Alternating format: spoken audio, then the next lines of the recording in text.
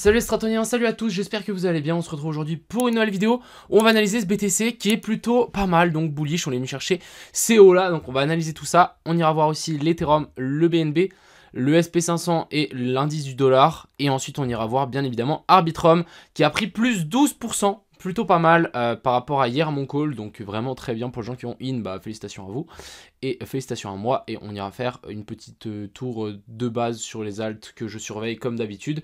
N'hésitez pas à mettre en commentaire les alts que vous voulez voir, comme ça je les check, et puis ça sera plus ou moins tout. J'espère que cette vidéo vous plaira, on est parti. Crypto,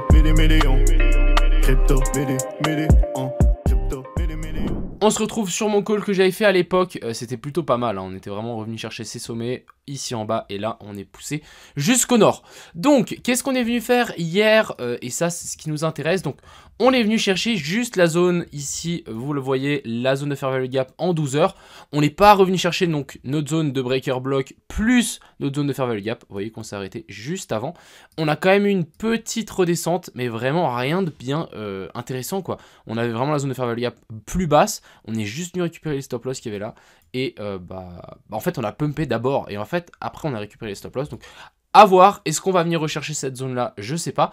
Actuellement on est vraiment en train de faire de l'accumulation verticale, c'est plus ou moins exactement ce qu'on était venu faire, donc ou qu'on est en train de faire actuellement. Vous voyez toute cette zone ici, donc soit on est dans une zone de distribution, soit on est dans un schéma comme ceci et ça devrait descendre, soit on est dans un schéma ici de continuation haussière et ça devrait pousser vers le haut. On a quelqu'un qui nous a fait un petit dessin pour nous illustrer tout ça.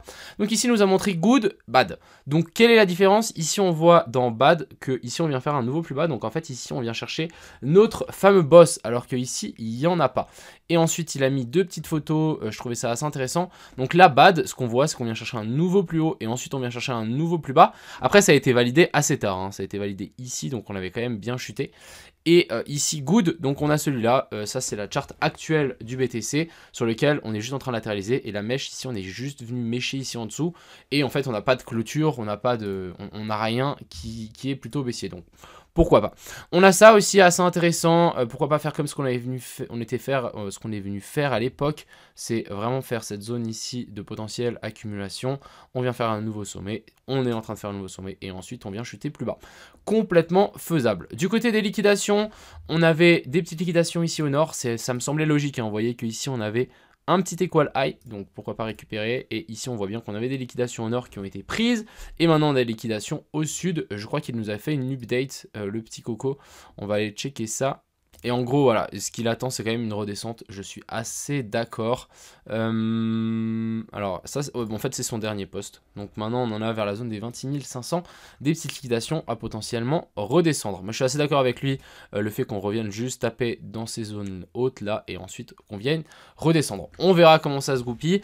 Personnellement, moi, je ne longue pas et je ne short pas. On est clairement dans une zone indécise. Je rappelle qu'on est clairement sous une énorme zone ici. Alors si je veux bien retrouver la charte, mais en gros on est vraiment sous une zone dure. Vous voyez, on est sous la zone ici des 28 800. Pour moi c'est une zone extrêmement dure, il faut absolument la casser. On la voit extrêmement bien, donc sur une charte inversée ici, vraiment c'est assez flagrant délit et on est vraiment en train de s'appuyer dessus. Donc maintenant à voir, est-ce qu'on va rebondir, venir chercher la zone de fair value gap là et ensuite traverser, ou est-ce qu'on va traverser directement et simplement faire un pullback. Donc vraiment grosse zone d'indécision. Personnellement je suis vraiment pas du tout dans le market, j'ai aucun ordre, j'ai aucun long, quoi que ce soit, j'ai juste du spot et je patiente tranquillement, ouais, clairement tranquillement, et j'ai pas envie ici de me frotter à ce marché qui est complètement indécis. On vient même pas chercher les targets les moins bearish, donc à voir, on verra. Voilà, vous avez un peu mon ressenti. On avait ce scénario ici avec un potentiel redescendre jusqu'ici en bas, mais on n'est même pas revenu chercher ça. Donc bref, je me méfie extrêmement de ce marché. À tous les coups, on peut corriger très très fort ou faire un petit pullback vers le haut et pousser vraiment. Mais actuellement, on est dans une zone pour moi de no trade, clairement. Ensuite, on va parler de l'Ethereum qui est toujours dans cette fameuse zone aussi. Donc lui, il n'a pas changé. On a quand même une zone assez intéressante. On n'est même pas revenu chercher les zones de fair value gap, l'order block, bref, rien non plus. Donc méfiance, clairement. Du côté du BNB, toujours en train de latéraliser ici. Vous voyez ce que je vois. Moi, j'y vois genre ici un petit bear flag des familles, comme ce qu'on a été venu faire ici. Donc je pense que là, c'est plutôt baissier et qu'on va continuer à chuter. Je rappelle qu'on avait toujours des targets assez fortes sur le BNB, donc toute cette zone-là qui peut largement être touchée. Hein. Vous voyez, toute cette zone ici. Ça me semble assez intéressant à revenir. Ensuite, ici, on a ici l'indice du dollar. Donc, il est en train de chuter. Personnellement, je pense qu'on va y rebondir. Pour le moment, c'est pas le cas. Mais voilà, je m'attends quand même à un rebond ici. Si ici, on rebondit pas, bah, c'est super bullish pour le BTC. Et le BTC risque de s'envoler. Mais personnellement, je pense qu'ici, on va sans doute faire un joli petit rebond et pousser vers le haut. Au moins, nous faire une correction donc de cette dernière baisse. Ici, une correction haussière en A, B et puis C. Et il nous manque la dernière vague en C. Ensuite, ici, on a le SP500 qui s'envole après être recherché juste ici. Vous voyez que là, on avait une petite poche de liquidité. On est juste venu chercher ça. Donc, rien de bien foufou. Maintenant, affaire à suivre. Est-ce qu'on est vraiment baissier? Est-ce qu'on est encore haussier? Pour le moment... Vraiment, vous voyez ici, là, si vraiment on arrive à nous faire un nouveau sommet, bah en fait, on est dans une petite structure haussière bien sympathique et on fait toujours des plus hauts, toujours des plus bas, toujours plus haut. Donc, ça serait plutôt pas mal. Mais vraiment, pour moi, là, c'est une zone. Soit on va chercher ça, soit on va chercher ça. Mais très difficile de se dire où est-ce qu'on va aller. Parce qu'on est une espèce de au milieu, là, franchement, j'ai vraiment beaucoup de mal.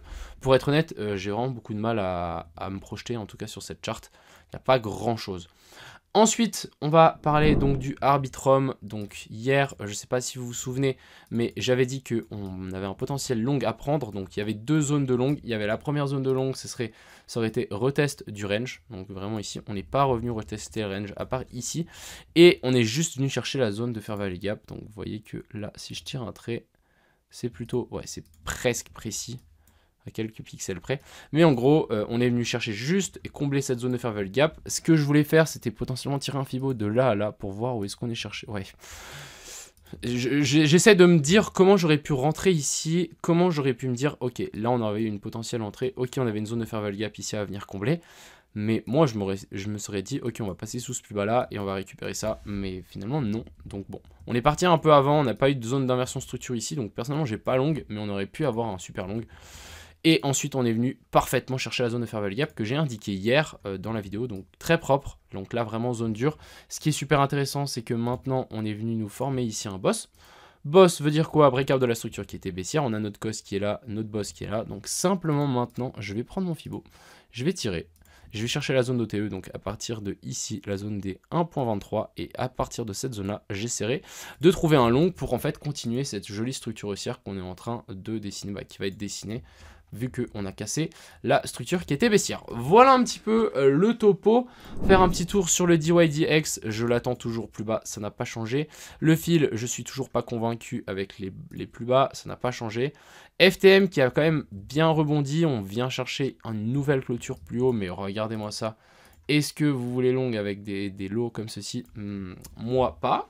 Donc je suis assez peut-être pinailleur en ce moment, je préfère vraiment me patienter pour avoir quelque chose d'assez intéressant avant de lancer la sauce. Donc tout simplement, je vais tranquillement patienter qu'on ait des choses intéressantes sur ce BTC. Voilà, petite vidéo rapide, j'espère qu'elle vous a plu.